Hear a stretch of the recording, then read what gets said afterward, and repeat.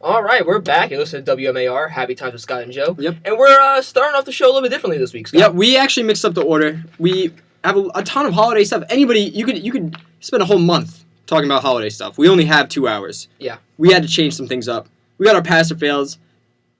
Basically, I put it first because I was in charge of setting up the show for today. This is one of my favorites, and I think that there's a lot of stuff for us to talk about. I let Scott out of the cage this week. Yep, and I went buck wild. Just wait until I tell you about what happened in some of my classes, too. Okay. We'll get into that a little bit later This on. should be good. All right, let's pass First it one down. was Joe's idea, actually, Yeah, and it it's was. not really pertaining to holidays, but more to finals. Let's hear about it. This has been more better off for last week, but I couldn't help but Still notice good, yeah. after speaking I to like Nick this one. Potato that he pulled an all-nighter a few days ago. And Not in a good way with a girl or anything. no, like that. that's a lot I mean, to I think ask it was for. implied when I said Nick Potato. Yeah, okay. Alright. Just clarifying. But all-nighters. Are all-nighters a good idea? Are they acceptable for college students? Are they required for college students? Well, why don't you define what you mean by all-nighter? All-nighters means literally no sleep. No sleep. You are studying the implication is entire studying. night. You're studying. You're You're not working stu- on a paper. You're not like watching movies. Yeah, You're because studying or like doing work all night. everybody stayed up all night to do stupid things. Yeah. Joe's talking about in the academic sense. You waited all semester to work on this term paper. It's due tomorrow. Bought a lot of Monster Energy drinks and some Twinkies. You're gonna get that paper done All-nighter. all night. What do you think, Scott? Well, let me kind of tell a little story. Freshman year, Henry was my roommate. Henry's a big fan of the all-nighter. If you know Henry Zhang, loves the all-nighters. The first all-nighter that I ever saw anybody pull at Marist College was Henry. And he spent work, he probably did about 3 hours worth of work. And then he did about 6 hours of making origami. And took pictures of it on his computer like, oh, all-nighters suck, look at this origami I made. All-nighters, I think, are the last resorts of a desperate and lazy person. Okay. Because I Okay. think you have maybe it's also a reflection of your study habits in a way. You have all semester usually to no teacher springs a crazy paper or a test on you that you're in that all-nighter situation because you're lazy. Because you waited. I agree. And I got to be honest, from everything that I've heard, all-nighters don't really even help you. No, they don't. The best thing to do is get that night's sleep and to just try your best. And to I've actually heard that preparing a couple days before and not actually studying the day before the test helps your brain better kind of go over it and soak it in. I've actually heard that. Yeah. And I also think that Even though it's completely contrary to our final preparation help from last week. well, but besides we besides kind the of point. we kind of are the exception to, Yeah. to many things. Yeah, but it's true. But I'm gonna say also that all-nighters, and you mentioned it being kind of a rite of passage. I'm gonna say it's not. It's definitely not. I'm gonna say it's not. I've been here for...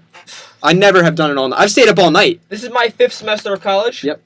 Not one all-nighter. The latest I've been up doing work, probably not even past midnight. No. You know why? Because I get my stuff done on time. Exactly. I don't wait until the night before and be like, oh my god, I have such a big test tomorrow, I didn't study. You know what? If at that time I realized I didn't study, 1, I never had intentions to study, and 2, I'm not gonna study. I'm gonna just get an A on that test. I'm Yeah, gonna shave my head, I I'm agree. gonna shave my eyebrows, and I'm gonna be a boss. Be a boss. Eat that shellfish. Eat all the shellfish. Eat all the shellfish in the house. Club soda. Down it.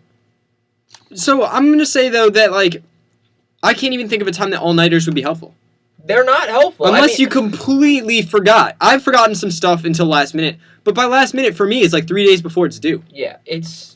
I can't imagine a situation where all-nighters can possibly be defended. If you actually forget a major assignment or test, Welcome to real life. You suck. You failed. Yeah. You failed real life. it's just no good. This is a fail. This is a fail. Fail. If anyone else has an opinion, maybe you're an all-nighter champion, give us a call in. 845-575-3691. Can you mute this? Tell us we're wrong, but we're not. That's Nope. for you. The sound has That's for happened. you. That's like the gavel And going you know down. what? I've never seen anyone say, thank God I had that all-nighter last night. It helped me so much. No, I No always one ever see says that. people It's always always- complain about it. It's always like, oh, I pulled an all-nighter last night, and now I failed my test. Rosa. We just talked to Rosa. Up until 3 o'clock. This is not technically an all-nighter. Well, no, it's not all-nighter. But I mean, the next day you're just exhausted. You make sure that you go out of your way to tell everybody that you're exhausted. Have you ever been around somebody who's had an all-nighter who hasn't... They cannot go a sentence without bringing up, oh, I was up all night. And you know what's even better? They can't. The people who pull all-nighters and then sleep in the next morning. Yep. Like, they miss a class that's, like, kind of unimportant because they had an all-nighter. I know who you're thinking of right now. Like, come on. Go to your classes. First of No. all, go to your classes. Yeah, go to your classes is more important probably than staying up all night. I mean, come on. People are just dumb. No. Piss me off. All right, so this one's pretty dumb, but I've actually got some support for this. When I was a kid, I had a friend who was Jewish. I'm not Jewish I myself. have a bunch of friends who are Yep. Jewish. And the family of this Jewish friend always put up a Christmas tree. And always kind of celebrated Christmas, not in the religious sense, but in the commercial sense. We're going to get each other gifts. Now, first of all, they've got Hanukkah. They have a. And let me just say that if I came on the air and told you guys I like to celebrate Hanukkah even though I'm Catholic, you guys are going to think that I'm being A, anti-Semitic, B, that I just like have no life and I'm being creepy. Or you're going to say, like, why are you celebrating a tradition that you have absolutely no say in? I think all three of those points are 100% correct. And you know what? I would like to say that I could tell these Jewish friends of mine, Christmas is our thing, because Don't take this away from us. Hanukkah's their thing. Like not in like an anti-Semitic or I mean, ignorant way. You will never see any non-Jew celebrate Hanukkah, not because it's just, a major holiday for a minority. It's because we realize that's your thing. Yeah, and I'm not saying that if somebody invited me over for a Hanukkah dinner, which I have done, that I wouldn't celebrate and like take it in as an experience. But what I'm saying is that my family is not like, oh, let's celebrate Hanukkah, just spur the moment, even though like it has no meaning to us at all. And like I kind of want to say that these people shouldn't be celebrating Christmas. And I'm assuming that there's probably people who aren't religious at all who still celebrate Christmas. I get that it's kind of the nature of Christmas. But on the one hand, I'm kind of skeptical of this because I feel like you don't even have enough energy on the one hand to even believe in God if you're an atheist. Or you don't even have, like, you've got your own thing. You got 8 days of gifts. And you still need this one? You still need this one? You need... Where did the atheists come from? Well, because atheists still celebrate Christmas, some of them that I know, too. Oh, you have atheists friends? And, like, if you don't even have the energy to believe in God, like, that's the easiest thing. Here's the thing. I'm going to play devil's advocate for a moment.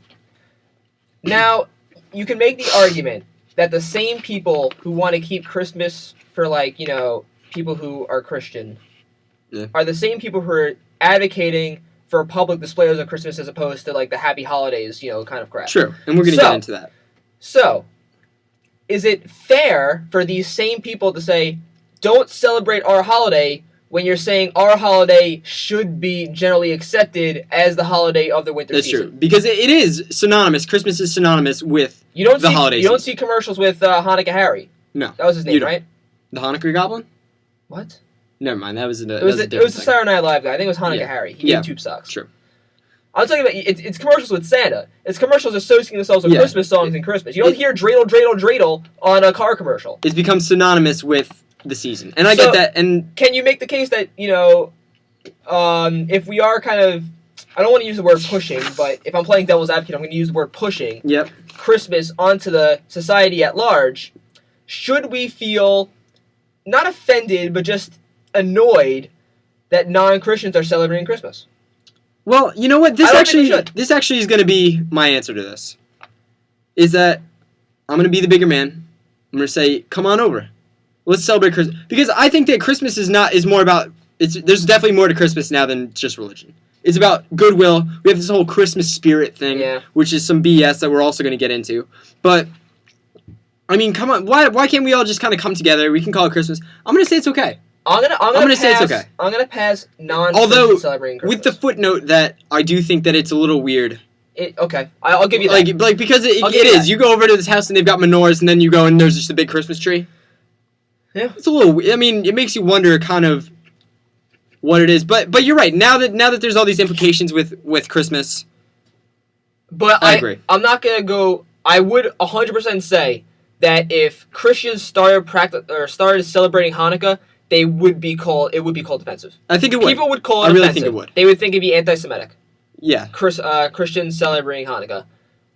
Am I wrong? Let me know. 845-575-3691. We'd love to hear your opinion. Yep.